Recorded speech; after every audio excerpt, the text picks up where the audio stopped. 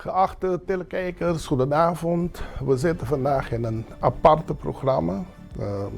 Het is wel de bedoeling dat we over een tijd elke week een speciaal Nederlandstalige programma van wat wij noemen Skina Caliente gaan doen.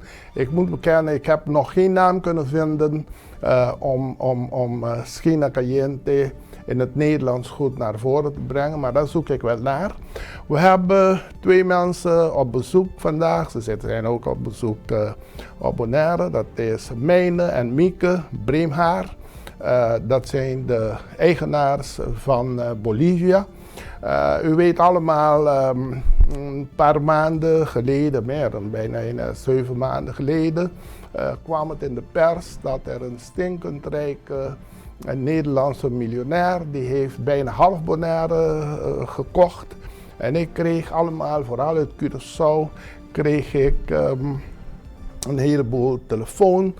Wat is aan de hand? Nu koopt Nederland heel Bonaire en dus ze hebben 30 miljoen hectare grond gekocht. Wat gebeurt er daar? Nu nemen de Nederlanders het helemaal over en jij hebt daarvoor gezorgd. Ik zei nou, toen heb ik Richard Hart gesproken, familielid van mij, en hij heeft het mij uitgelegd. Maar ik was met hem al bezig om te proberen een goede ontwikkeling daarvoor te brengen.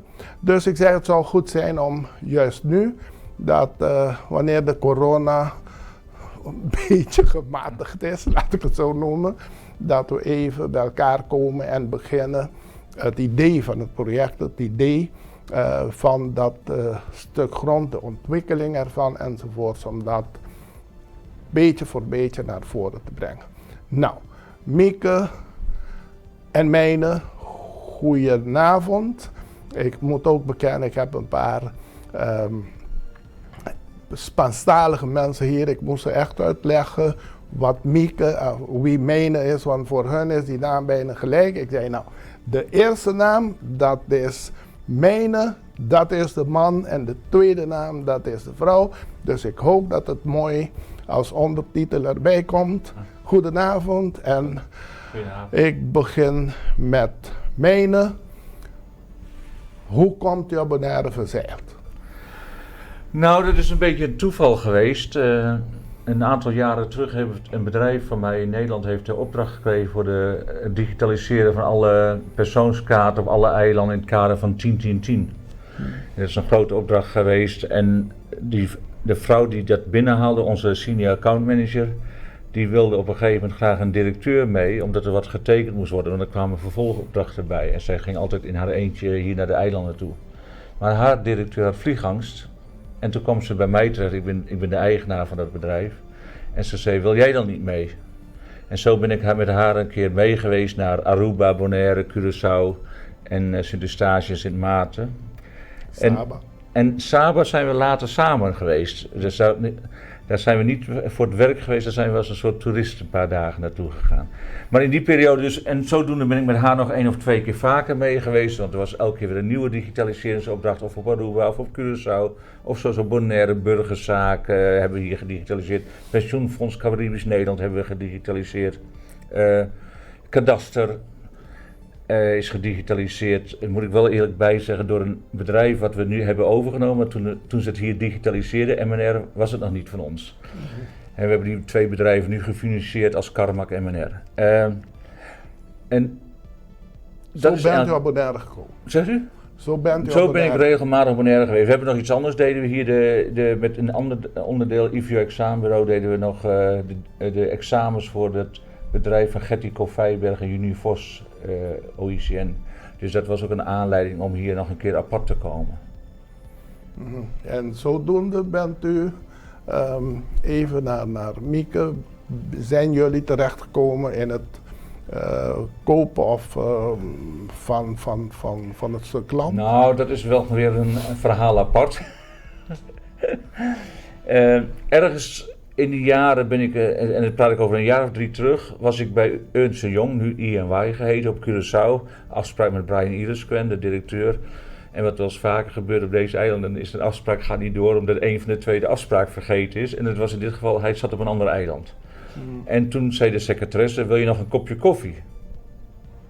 En ik zei, ik lust nog wel een kopje koffie, ik heb hier toch om 9 uur hadden we afgesproken, zit hier toch. Dus wij zaten met z'n tweeën, toen zei ze, zoek je, wat ga je allemaal doen op de eilanden enzovoort. En ze was gewoon nieuwsgierig wat ik aan het doen was. En toen vertelde ik dat ik ook op zoek was naar grond voor archiefopslag. Want archiefopslag op de eilanden is niet zo goed geregeld als dat het in Nederland is, qua veiligheid, brandveiligheid enzovoort.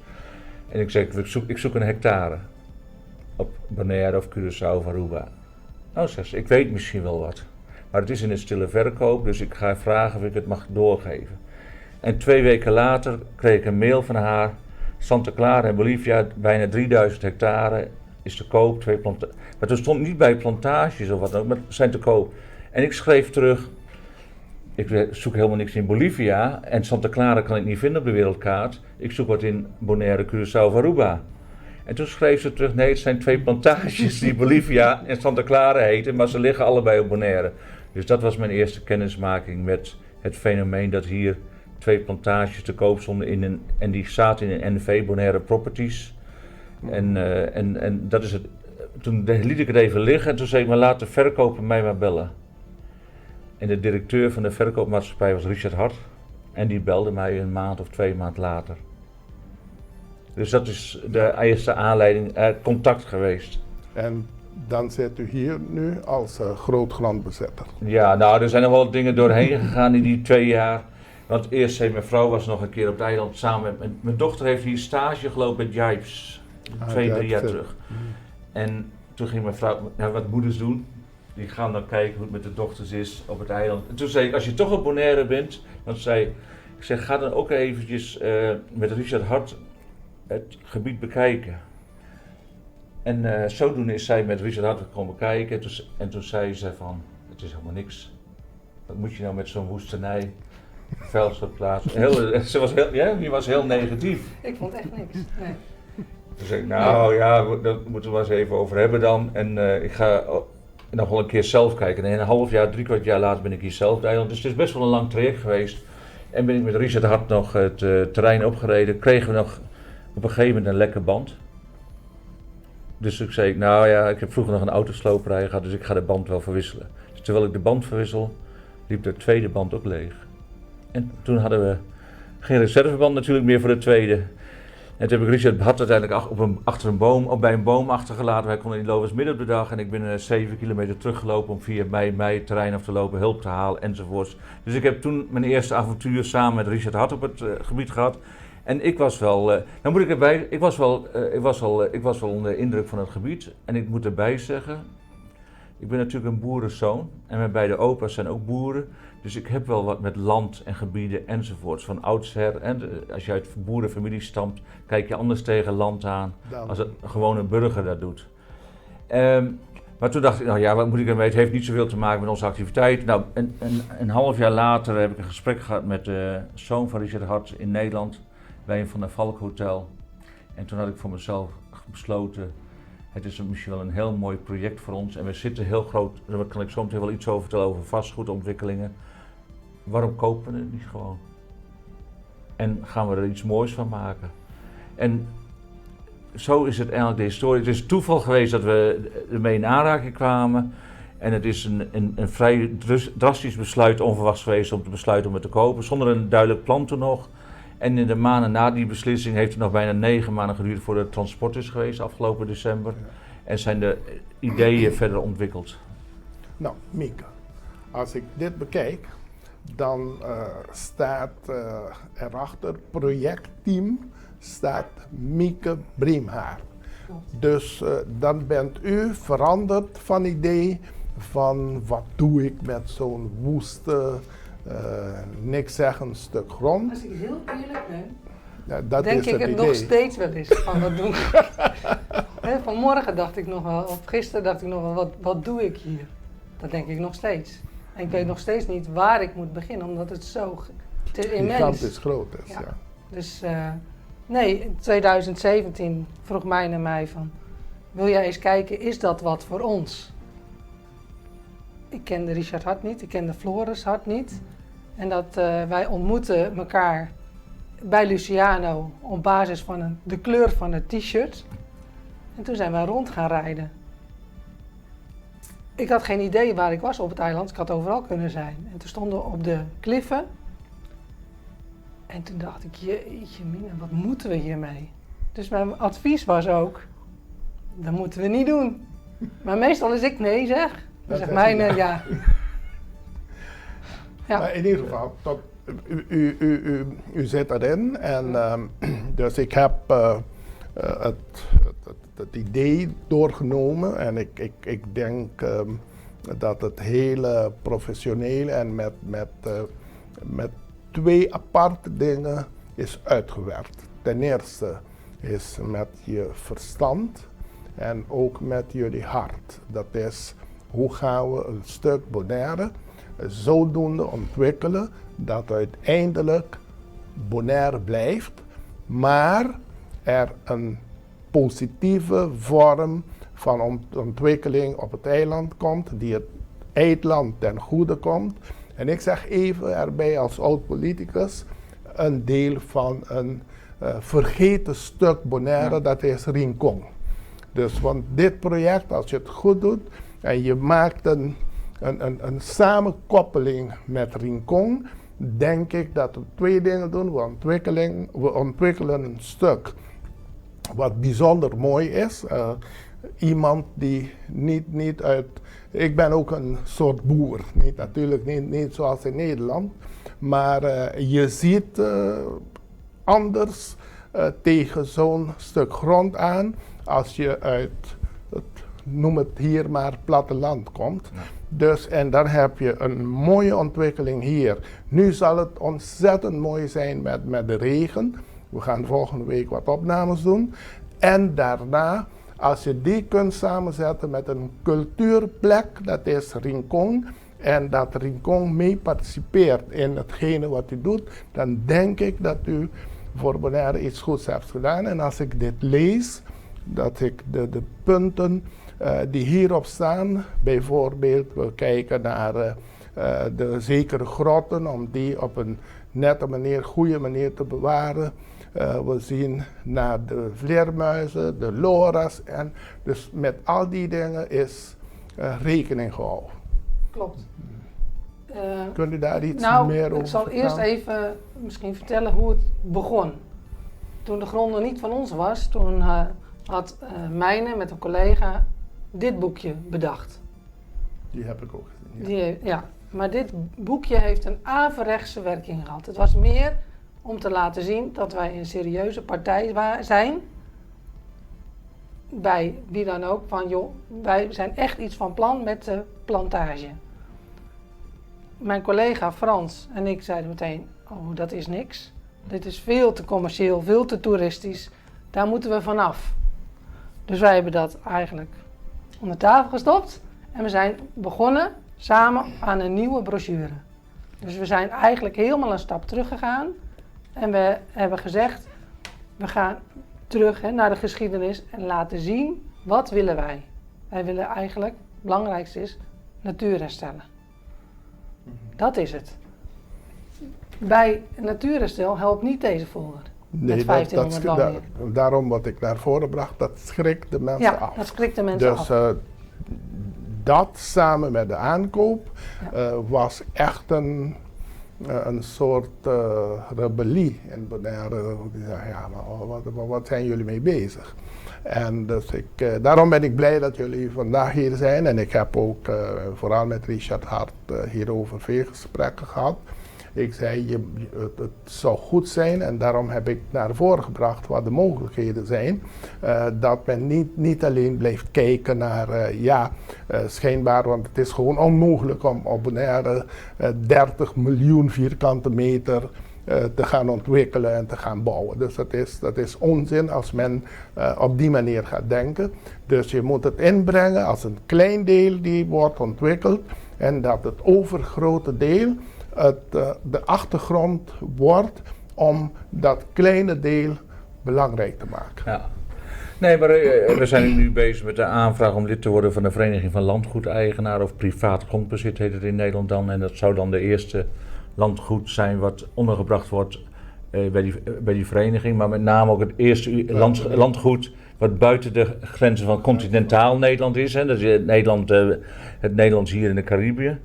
En dat is eigenlijk ook een beetje het idee erachter om er een landgoed van te maken, Bolivia. Een plantage Bolivia, een landgoed Bolivia. Waarbij je uiteindelijk, net zoals bijvoorbeeld het park Hoge Veluwe in Nederland, is bijna 5000 hectare groot. Dat heeft ook een stuk commercieel, omdat ze de inkomsten, het is ook een particulier landgoed, heb je nodig om het onderhoud van de natuur en van de recreatievoorzieningen enzovoorts te kunnen betalen. Dus je moet het uit de belastinggelden krijgen, maar dit is een particulier grondbezit nu. We willen gewoon 80-90%, zoals daar ook wordt aangegeven, zelfs 95% agrage bij, niet bebouwen. We willen dat juist zoveel mogelijk herstellen en zelfs mooier maken op de plekken waar dat kan. Ook aansluiten bij het verhaal wat u net vertelde over Rincon. Het is ook een verbinding tussen Rincon en Kralendijk. Het ligt net halverwege, daarom hebben we ook bewust gekozen om bij Arawak, waar toch al een aantal kavels verkocht waren in het verleden, al in 82, om daar de ontwikkeling door te zetten, omdat daar al een deel huizen nu worden gebouwd. Dat staat helemaal los van onze aankoop. Dat zijn al verkopen van 1982 geweest. Het zijn een aantal keren doorverkocht. Om daar die ontwikkeling op te pakken. En ook omdat het net tussen Rincon en Kralendijk halverwege ligt. We hebben een dorp in Nederland tussen Amsterdam en Haarlem en dat heet Halfweg. En dit is ook een beetje halfweg Rincon, Kralendijk.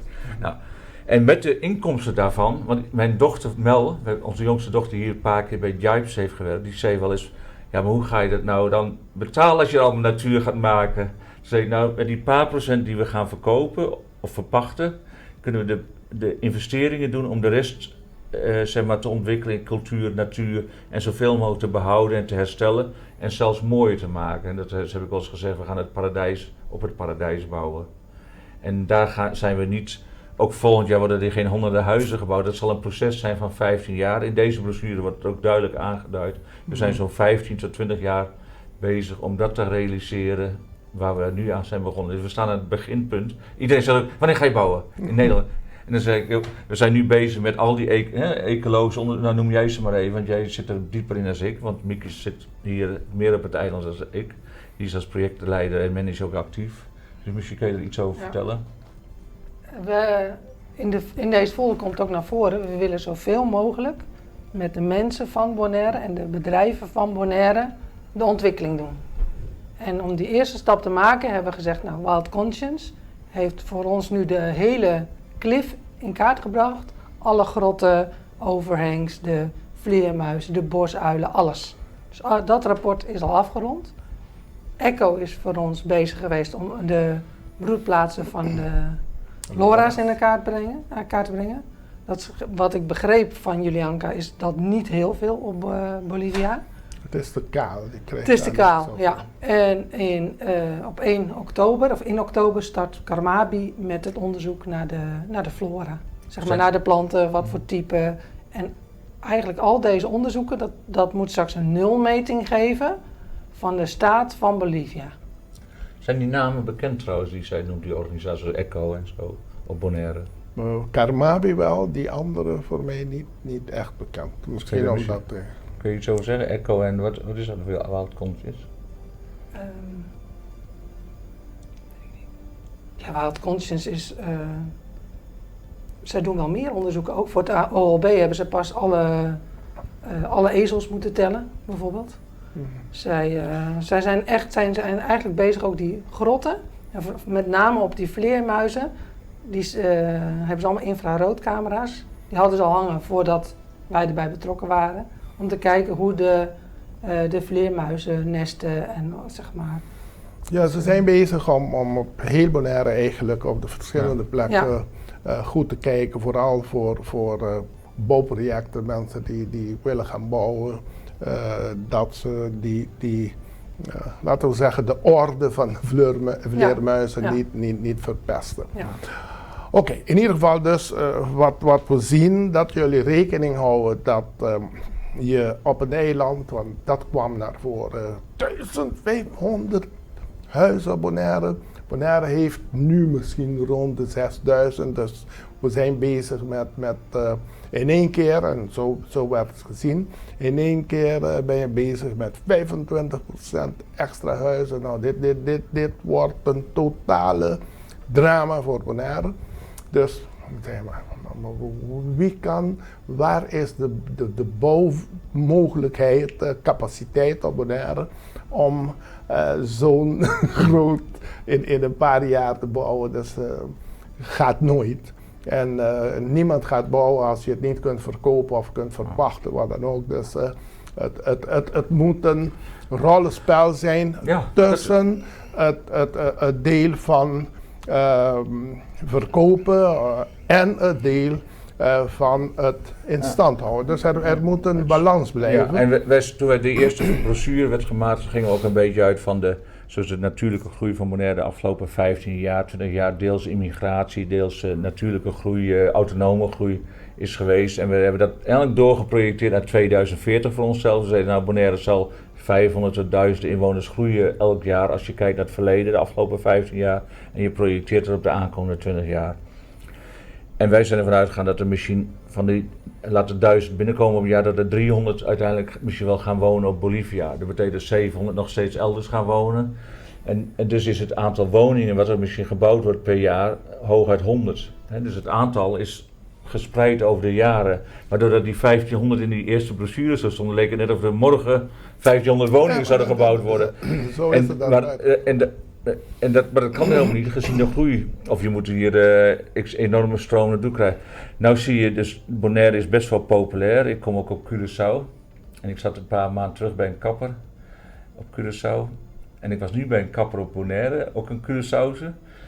En wel grappig was die kapper, en zo kwam het gesprek ook hier op Bonaire. Die kapper zei op Curaçao 2 maanden terug, hij zegt, waren wij maar een gemeente van Nederland. Hij zegt, op Bonaire hebben ze het veel beter voor elkaar dan hier op Curaçao. Hij zegt, en 87% van de gewone bevolking denkt er ook zo over. En die kijken nu naar Bonaire als het voorbeeld zoals het eigenlijk op Curaçao moeten zijn. En ik was deze week bij de kapper hier in het centrum van Kralendijk. En zij kwam van Curaçao, ze noemde, toen ik 11 jaar terug, zij kwam 11 jaar terug naar Bonaire. Toen wij naar Bonaire gingen, zei al mijn familie zo, op Bonaire zijn ze donkies, ezels. Want ze gaan met Nederland in zee. Wat zijn ze stom? Ze zegt, nu is diezelfde familie zegt tegen mij, goh, waren wij maar een gemeente van Nederland geweest op Curaçao. Dus zo zie je maar dat de tijd verder inzicht geeft. Ja, dus kijk, en daar wil ik even in haken. En misschien dat we in het tweede deel van het gesprek meer ingaan. Kijk, dit is een structuur van een project die rekening houdt met de natuur, met de cultuur, met alles wat daarmee te maken heeft. Ja. Maar uiteindelijk moet het geld maken, is commercieel, zodat het overleeft op de een of andere manier. Kijk, allemaal in Amerika heb je hele grote plekken, die zijn allemaal bestemd voor de natuur, maar ze zetten daarin structuren waar mensen in kunnen eten, kunnen zien, enzovoorts, want iemand moet het betalen. Natuurlijk de staat die brengt geld in, maar je moet jezelf zoveel mogelijk proberen in stand te houden. Ja. Dus wat mijn vraag is, we zitten nu in een moeilijke periode voor Bonaire. Ik heb jullie iets gisteren gezegd, dat herhaal ik niet, maar ik zeg wel, de corona heeft de hele wereld, maar zeker Bonaire, even doen stilstaan om te kijken of de Bonaire die we willen na corona, of dat dezelfde Bonaire is die 6 maanden geleden gestopt is. Willen we bij die halt, willen we daarmee doorgaan? Of zeggen we, nou, het is heel vervelend geweest, maar zouden we dat niet kunnen gebruiken om een nieuw structuur te maken, om na te denken. Dan ga ik terug op hetgene wat u zei, Aruba of Curaçao. Die zei dat Bonaire ezels waren omdat ze het niet hebben kunnen doen. Nu zeggen ze omgekeerd. Nou, op Bonaire zitten de slimme. En de dommen zitten eigenlijk op Curaçao. Nou, ik heb ermee te maken gehad, dus... maar in ieder geval, wat ik naar voren probeer te brengen is, als wij deze tijd gebruiken, deel zijn van Nederland. Vooral, en dat zie ik dat we niet voldoende uitbuiten, deel zijn van Europa, dat zo'n project als wat jullie hebben een uitstraling kan zijn naar vooral de groepen in Europa, Nederland ook natuurlijk, maar van daaruit in Europa, die eigenlijk een rust willen en niet meer in structuren willen komen dat ze niet weten waar ze zijn, in China of in die Aziatische landen, maar die kunnen kiezen van een stuk Europa of een stuk Nederland waar ze naartoe gaan. Daar wil ik kijken of jullie daar rekening mee hebben gehouden. Ik lees het wel hier en hoe jullie denken het naar voren te brengen.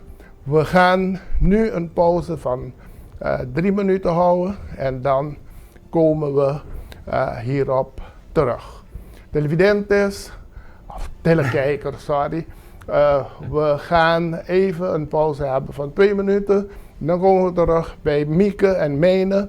En die gaan ons vertellen hoe zij dit project leven in willen blazen. Dat ten goede moet komen van het eiland Bonaire.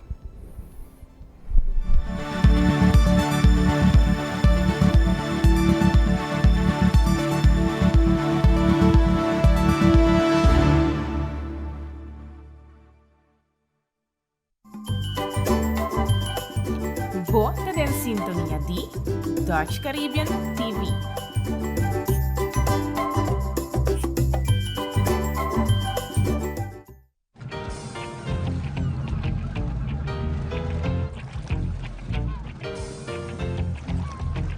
It's your thing. Do what you wanna do. I can tell you, but it's like to.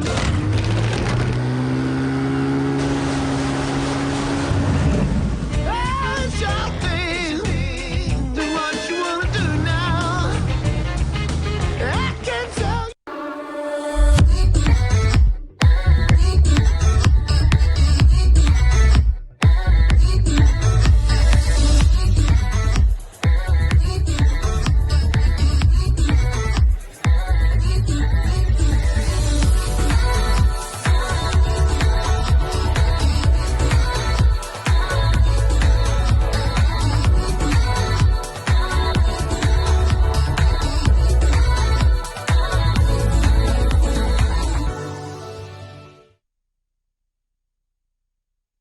Danke pa yama maduren Kuriels Ben. Uzuli, come por ayuda? Juffrouw, ma comprende que MCB no te prende ni post resumen de cuenta más. Correcto, señora. MCB te stop de print y post resumen de cuenta dispar. Y cuenta corriente personal, y nalo te disponible online. Ta como te hace controlar mi cuenta? No preocupa. Señora, te uso de no servicio de MCB Online Banking kaba? Online banking? Ay no, juffrouw, ni online ni ostrip. Con MCB Online Banking, señora por hasi, transacción bancario, check saldo y wak resumen de cuenta. Resumen de cuenta online te precis mes que versão de papel e te ajuda a contribuir também no nosso meio ambiente. Ok, juffrouw, mas danke por ajudar e paciência. Para mais informação tocante resumen de conta online, toma contato conosco.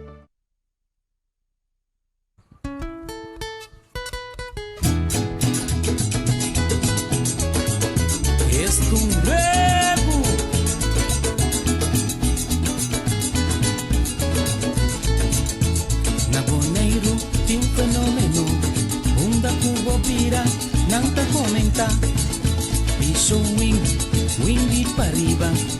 Dentro barrio esta passa bem de huevo e ta cine cosa comisa para vir cake. Tu caminha com teu huevo, ta huevo wing, hasta na tur school. Te cosa pega, mucha nanga comenta, mucha nanga lagasa, mucha nanga avisa. Huevo wing ta dushi.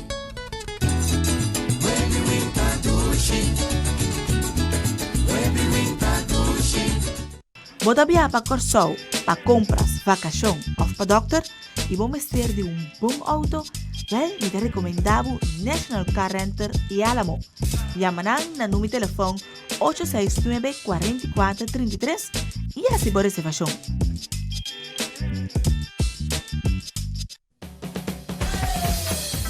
la suya arriba, cintura sola, con tu botella grande, cerveza suya, no te canses ahora, que esto solo empieza, con tu botella grande, cerveza suya, la suya arriba, cintura sola, con tu botella grande, cerveza suya, no te canses ahora, que esto solo empieza, cerveza suya.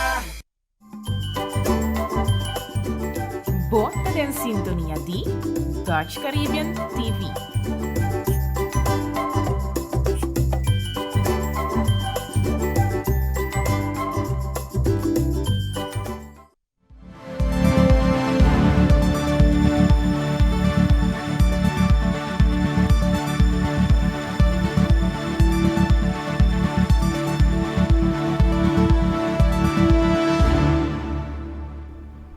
Telekijkers, hier zijn we weer met Mieke en Mijne. We gaan praten, of we blijven praten over de mogelijkheden van de ontwikkeling van Bolivia. Zoals hij zei toen men hem vroeg, ja, je kunt een plek kopen bij Santa Clara of Bolivia. Hij dacht aan Bolivia en een plek of een land, maar het bleek een plantage te zijn. Nou, we hebben gesproken over wat we gedaan hebben, of wij, wat hun gedaan hebben. We zitten nu op een vorm, er zijn ontwikkelingen gedaan van studies over lora's, over uilen, over vleermuizen, grotten enzovoorts. Dat alles is gedaan. Nu gaat men een onderzoek doen van de natuur, de bomen en alles. Hoe kun je dat doen, hoe kun je dat in stand houden, hoe kun je dat verder uitbreiden. Dus nu gaan we naar de ontwikkeling. Dus in die ontwikkeling zit behoud van al het andere wat er is. En herbebossen bijvoorbeeld, laat ik het zo noemen om het kort te houden.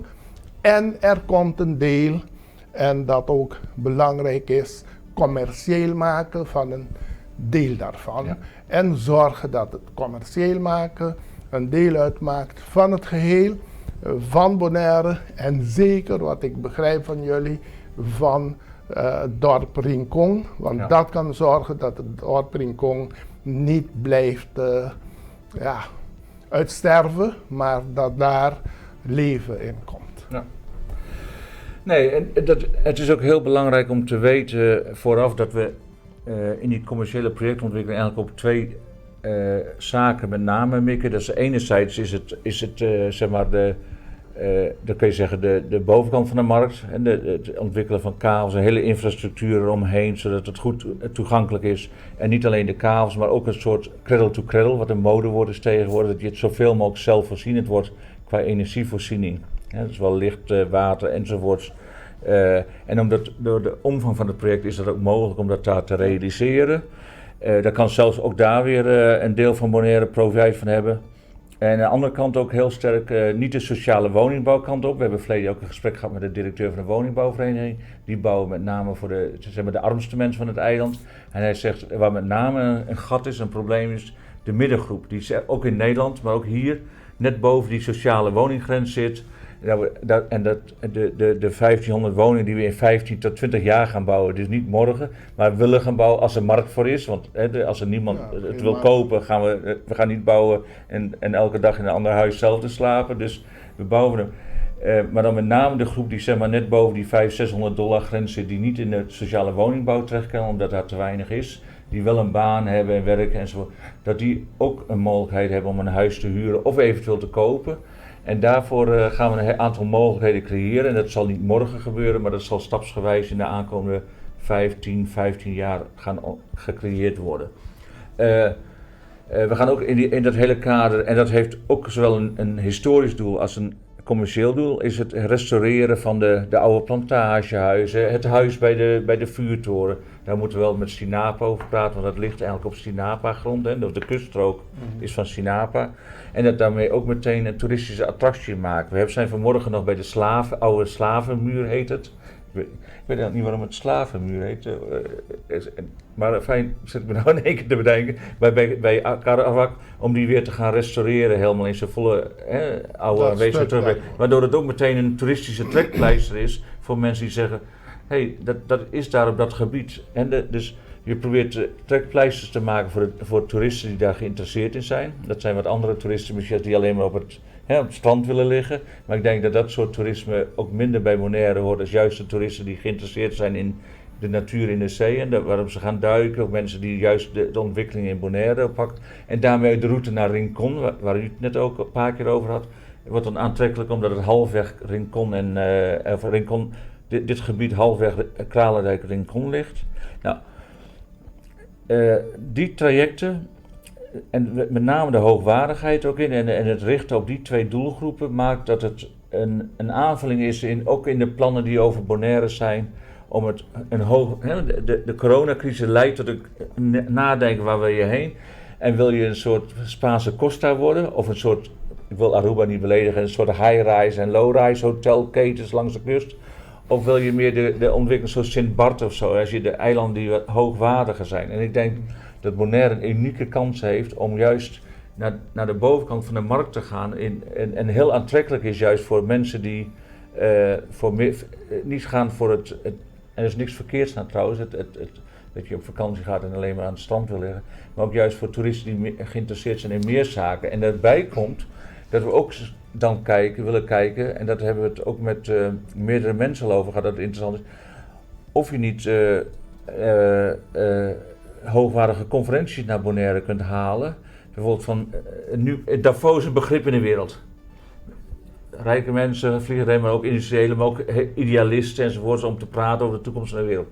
Bonaire heeft eigenlijk wel een locatie waar je zegt, het is een enorm groot vliegveld. Alle vliegtuigen kunnen er landen. Dat heeft bij Caribische eilanden, die nog echt authentiek Caribisch zijn, die hebben bijna geen enkel zo'n mooi vliegveld. Dus je hebt hier een authentiek Caribisch eiland met een vliegveld die de mogelijkheid geeft om alle wereldleiders van de hele wereld hier te laten landen. Of het nou de Air Force One van de Amerikaanse president is. Nou, we zouden eigenlijk ook moeten kijken, en daar is Bolivia uitstekend geschikt in dat natuurgedeelte, dat je zegt, we maken bij de Lagoon-kant, want dat staat ook in ons plan, een soort eco-resort, maar waar je ook dat soort conferenties kunt gaan organiseren voor mensen die in een omgeving, een soort Camp David-achtig, als je over Amerikaans begrip hebben, hier te creëren op het eiland. Nou, dat zijn vergezichten waar we nog niet eens in de fase zijn van dat er iets op papier staat, maar wel het idee om dat mee te nemen in het hele project. Dan praat je over misschien 1% van de omvang van het Bolivia, maar juist die hele natuur eromheen en de rust daaromheen en de combinatie met het authentieke Caribische gebeuren op Bonaire met toch die internationale verbindingen, met de vluchten, maar ook met qua internet en zo zal het ontwikkeld moeten worden, zou het een mogelijkheid maken om een hotspot te maken, ook voor dat soort doelgroepen van over de hele wereld. En dat maakt het ook weer een uniek project, zoals dat niet eerder vertoond is in de Caribië. Nou, of dat allemaal gaat lukken, maar dat is wel een doel wat wij nastreven. Nou, dus u hebt gezegd dat het airport, de luchthaven, biedt mogelijkheden voor welk vliegtuig dan ook. Maar we hebben ook een structuur opgezet van een infrastructuur voor telecommunicatie, waar je Bonaire, die is te bereiken of die heeft verbindingen, zowel via Amerika als via Europa.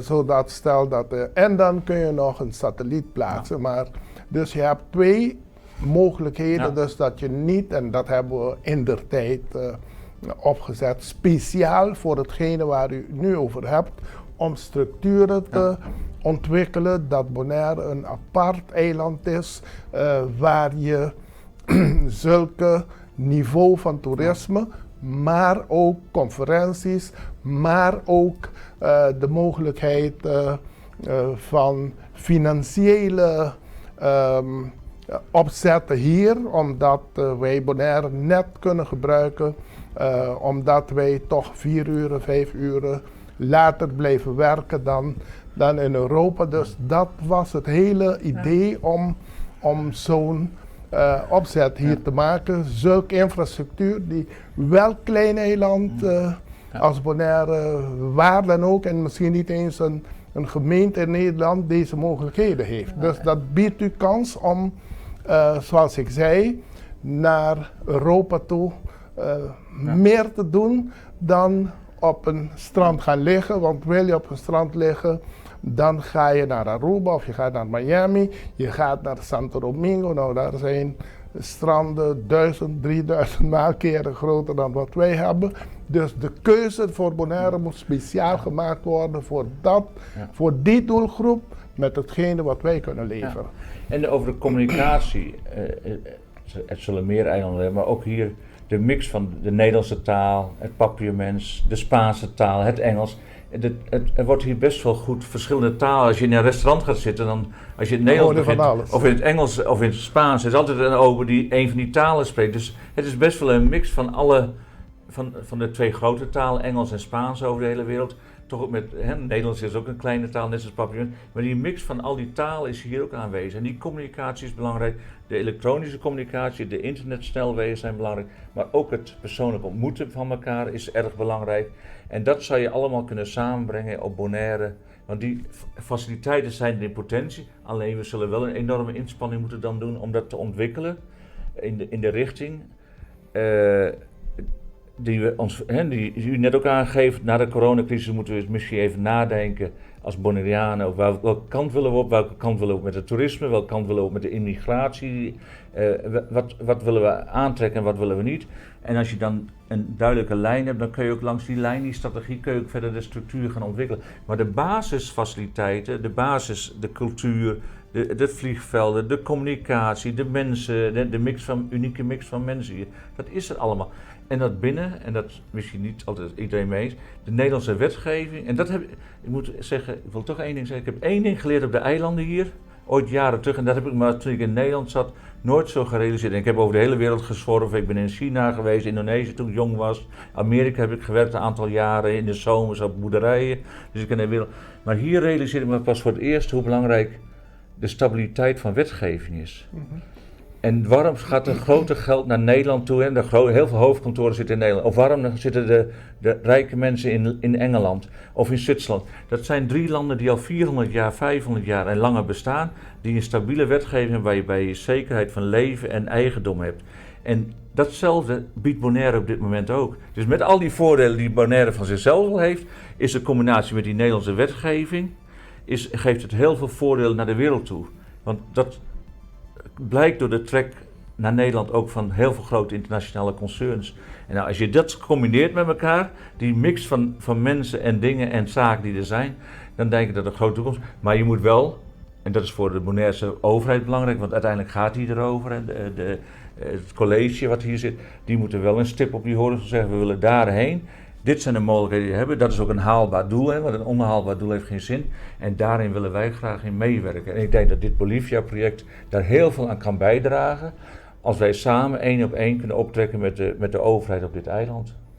Ja, nou, als u het naar voor u lacht, naar voren brengt. Kijk, ik heb ik jullie gisteren ook even ongeveer verteld, bij de laatste vergadering van de Staten heb ik 2 dingen naar voren gebracht. Het is mijn systeem om de aandacht te trekken, om iets leuks te zeggen of een grapje. Ik zei tegen prins toen Alexander, zei ik, vandaag is het een heel historische dag, omdat Nederland deel is gaan worden van Bonaire. Iedereen aan het lachen. Nou, toen zei ik, de keuze van Bonaire, dan ga ik even over bij die ezel of geen ezel. De keuze van Bonaire is een wel overwogen, wel doordacht plan dat wij een structuur willen maken, dat Bonaire niet, onze mensen niet onder de boom gaan zitten en vragen om geld van Nederland of van de overheid, maar om een structuur te creëren, niet helemaal zoals in Nederland, maar dat er mogelijkheden zijn van een soort drijfkracht om zelf iets te gaan produceren. En dit is een kans om dat te doen. En daarom zijn we deel van Nederland. En wat u naar voren bracht, wordt door de overheid van hier, dat is mijn gevoel van iemand van de overheid van vroeger, niet voldoende gebruikt om de mogelijkheden voor Bonaire zijn toekomst voldoende uit te putten. En dat is dat wij deel zijn van Nederland, deel zijn van Europa.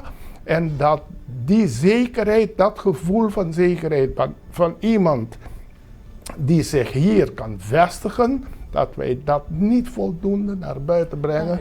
En we blijven maar, Nederland toch een handje uitsteken in plaats van dat te benaderen. U hebt een unieke mogelijkheid om te proberen de overheid en de rest mee te trekken om te zeggen, wij gaan nu van Bonaire een apart stuk maken, een deel van Nederland. En laat de mensen die in Nederland zitten met de overheid samen trekken om hier meer mogelijkheden te bieden van investeringen die het eiland ten goede komen en een niveau brengen waar de mensen beter van kunnen leven. En we hebben nog niet verteld de achtergrond van onze bedrijven, maar wij zijn heel groot in het onderwijs in Nederland als bedrijf. We verzorgen particulier onderwijs, met de Wereldschool verzorgen in 120 landen in de wereld het onderwijs voor kinderen van lagere school tot VWO 6. En je leert wel dat naast dus wetgeving en natuurlijk aanwezige hulpbronnen is onderwijs een van de belangrijkste dingen. We hopen ook de aankomende jaren, ik heb al heel veel gesprekken gehad met de SGB en ook met het katholiek lager onderwijs, om in de toekomst ook met IVO, zo heet dat onderdeel van de groep, om proberen ook wat er nog gedaan wordt op punt op de i te zetten qua onderwijs. Zodat het niveau van de mensen die hier naar de scholen gaat nog een stapje hoger kan, zodat het beter aansluit bij het onderwijs in Europa of in Amerika enzovoort. En misschien wel, en dat is wat hier ook staat over samenwerking op agrarisch gebied. Ik kom zelf uit de agrarische sector, heb ik al gezegd. We hebben ook een aantal bedrijven die in de agrarische sector actief zijn in Nederland. En ik ben zelf werk ik in het verleden samen in Nederland ook met de Agrarische Hogeschool, de Wageningse Universiteit, de Christelijke Agrarische Hogeschool in Dronten, de stad waar we zelf wonen in Flevoland. Trouwens, Flevoland is het grootste eiland van het Koninkrijk van Nederland en de nakomende eilanden in de Cariben. Want Dronten en Lelystad en zo liggen eigenlijk feitelijk op een eiland. De polder is eigenlijk omringd door water. Maar fijn, wij gaan met die onderwijsinstelling hopen we dat stuk agrarisch ook te gaan invullen, zodat we de kennis van universiteiten en hbo'ers, die is soms hier wel het gedeelte aanwezig, om structureel aanwezigheid te maken. Een groot onderdeel van het project, zo'n 250 hectare hebben we daarvoor gereserveerd, om agrarisch weer op te pakken, dat een aantal producten die hier importvervangend kunnen worden, met de nieuwste technieken, zowel qua bewatering als qua planten enzovoort, die op een andere manier, zelfs met zoutwater kunnen omgaan om toch te ontwikkelen. Die technieken had je 20, 30 jaar terug nog niet, zowel niet op irrigatiegebied als op plantteeltechniek. En we hopen dat de aankomende 10 jaar ook naar Bonaire te brengen. En daar willen we zo'n 250 hectare voor reserveren. En samen met de universiteit en hogescholen uit Nederland dat hier naartoe te brengen. En dan ook een gecombineerd project te maken qua stages, werkstages vanuit Nederland. Maar omgekeerd ook dat mensen van hier die zich in agrarisch willen verdiepen, van de SGB of zo, juist zich daarin gaan verdiepen. Zodat niet al die kennis vanuit Nederland komt, maar de kennis ook blijvend hier blijft. Wij hebben in de tijd, en misschien dat u daar ook over na kunt denken, maar al die dingen zijn gestopt. Vraag mij niet waarom, maar in ieder geval, het zijn wel gestopt. Het was de bedoeling dat wij op Bonaire een soort hogeschool zouden doen voor onderwijs in hotelsector. Zodat wij een niveau hebben in Bonaire. Natuurlijk zegt men, ja, maar Bonaire heeft niet voldoende mensen. Dat begrijp ik wel. Maar uit Curaçao, uit Aruba, uit de streek zou je in het Nederlands, in het Engels, wat dan ook, zou je die mogelijkheden hebben. Hetzelfde zouden we gaan doen op het gebied van medische zorg. Dus dat we hier uit Nederland of uit de regio die mensen kunnen aantrekken en van daaruit. En dan die mensen die hier zitten, die zorgen ook voor een veel goedkopere vorm van het bieden van die diensten aan de lokale bevolking. Al die dingen waren we mee bezig. Er was een plek uitgekozen, maar daarna, laat ik zeggen, werd ik gekortwiekt, laat ik het zo noemen. En is alles blijven liggen. Maar ik ben blij te horen dat behalve het gaan maken van geld en het kijken naar natuur, cultuur enzovoort. Ik kom ook uit het onderwijs. Dus dat het goed kan zijn om die andere mogelijkheden in het hele Bolivia-project te kunnen meenemen. Omdat het zo groot is, kijken mensen daarnaar. Dus dan zou het misschien gemakkelijker zijn en ook met de verschillende connecties die u hebt in Nederland, om samen daarmee wat mee te trekken. Ja, maar een simpel voorbeeld. We hebben nu docenten voor de wereldschoolwerk, die verzorgen het onderwijs over de hele wereld. We hebben ook scholen in Shanghai, in Singapore enzovoort. Dus we hebben zowel vaste locaties als afstandsonderwijs. Maar dat zijn docenten van ons die wonen op Curaçao. In de toekomst zou het goed zijn dat net zoals callcenters, we hebben ook een callcenter. We hebben het over gedacht om in Suriname een callcenter ook onder te brengen, omdat vanwege de taalmogelijkheden.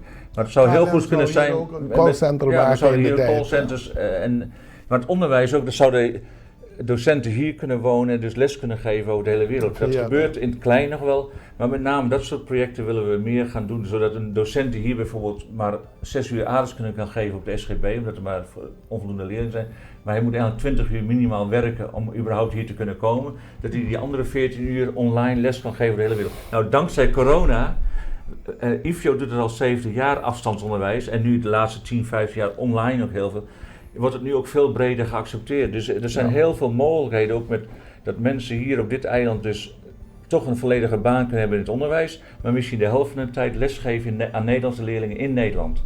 Nou, dat soort opties en mogelijkheden, dat zijn we ook al aan het bespreken. Dat is nu nog stapje voor stapje, want iedereen denkt een project start je en dan ben je meteen vol gas. Nee, het is een project wat stap voor stap opgebouwd wordt, maar die heel veel interessante facetten heeft. Omdat wij vanuit onze achtergrond met heel veel van die facetten te maken hebben, daar moeten we misschien een andere keer over hebben. Net zoals de hele ruimtelijke ontwikkeling. We hebben in eigen huis een bureau, mensen zeggen, well, hoe weet je dat nou allemaal met ruimtelijke ontwikkeling, bestemmingsplan moet. Meten voor ruimtelijke ontwikkeling is ook een onderdeel van de groep, die uit zo'n 35 bedrijven bestaat. En die pakken ook dat hele ruimtelijke ontwikkelingsverhaal nu op, die schrijven dat ook uit, die merkbereiden ze voor het bestemmingsplan. Dus er zit heel veel kennis en kunde bij ons in de groep die we in huis hebben, die we niet elke keer moeten ophalen. En die kennis en kunde willen voor een deel ook meenemen naar Bonaire en naar het project Bolivia. Maar het zal een uitstralingseffect van Rincon tot Kralendijk hebben op het hele eiland. Daar ga ik vanuit de aankomende jaren. We komen met het hele directieteam in november. Alle directeuren en managers van al die bedrijven in Nederland die we hebben, komen hier naar Bonaire toe. Want ik heb ze verleden jaar bij de aankoop beloofd dat we het volgende directieuitje, wat meer een studieweek is, dat we dat volgend jaar op Bonaire doen. Nou, dat zou eigenlijk in mei plaatsvinden, maar dat is dan door corona uitgesteld tot november. En ik hoop dat er niks tussen komt. En dan vanaf 15 november zijn alle directeuren, managers van al die bedrijven, scholen, onderwijsinstellingen van onze groep komen allemaal naar Bonaire. We verblijven in Plaatsa. En ik wil u graag uitnodigen om ook iets te vertellen over Bonaire. En over de ontwikkelingsmogelijkheden en over het onderwijs, hoe u er tegenaan kijkt voor die groep mensen. Nou, ik denk dat we u lang van uw tijd gebruik hebben kunnen maken. Het gaat erom, mijn bedoeling was na het eerste gesprek hierover met Richard, we hebben elkaar pas gisteren gekend, we hebben ontmoet, we hebben een uurtje gesproken. Ik heb gezegd, nou, ik ga een programma in elkaar zetten en het is gewoon om naar buiten te brengen dat Bolivia iets anders is dan 1500 kamers of huizen bouwen. Maar het is een complex geheel van mogelijkheden die naar Bonaire komen en die we kunnen uitbuiten voor een beter Bonaire. En dat vanuit hetgene wat u gaat doen, andere delen van Bonaire die kunnen inspringen om een deel van te maken van dat geheel. Dus dat denk ik heel kort samenvattend wat naar voren is gekomen en dat jullie openstaan om in allerlei opzichten samen met de Bonaireaanse samenleving eigenlijk daar iets te maken wat niet apart is, want zo is het ervaren. Het moet een deel van Bonaire worden, een deel van Rincon en naar Klarendijk toe. Maar het is wel belangrijk, wat ik ook halverwege in het gesprek heb gezegd. Mieke, die gaat het project trekken samen met Frans Venu. En er zal in de toekomst steeds meer mensen van Bonaire ook bij betrokken raken, ook in de leiding. Het is ook wel belangrijk dat de overheid en de college en de Bonaireanen zelf, de bevolking, het positief omarmt. Want het is makkelijker samenwerken met mensen die zeggen we willen ook mee samenwerken. Er hoeft niet iedereen te zijn natuurlijk, want niet iedereen zal het project omarmen. Nee. Maar het is wel belangrijk voor ons wel dat de overheid ook een positieve keuze maakt en zegt we willen dat ook met jullie samen ontwikkelen. En dat is de aankomende maanden wel belangrijk om dit van de stap te kunnen maken. Hè? Dus het positief uitdragen, dat dit is een kans voor Bonaire. Voor kansen moeten we om die te benutten moet je heel hard werken. Wij van onze kant gaan er hard aan werken, maar het zou goed zijn dat van de Bonaireaanse kant... Moet een samenwerkingsvorm blijven. Dat moet samenwerken, dat zij het ook positief omarmen. Zowel de overheid als de bevolking die daarmee te maken heeft. En ze mogen best wel mensen tegen zijn ook. Want het is ook niet erg. Dat heb je altijd. Hou je altijd. Maar als we de mensen die dat zeggen, die ook belangrijk daarvoor zijn, het samen met ons willen ontwikkelen. Wij willen wel samen met de Bonaireaanse bevolking en met de overheid ontwikkelen, maar we zijn ook hun nodig dat ze samen met ons het willen ontwikkelen. Ik wil alleen zeggen, praat met ons, niet over ons. Ja, dat klinkt voor prima. iedere vraag, Maar- mail, wat dan ook. We staan voor alles open.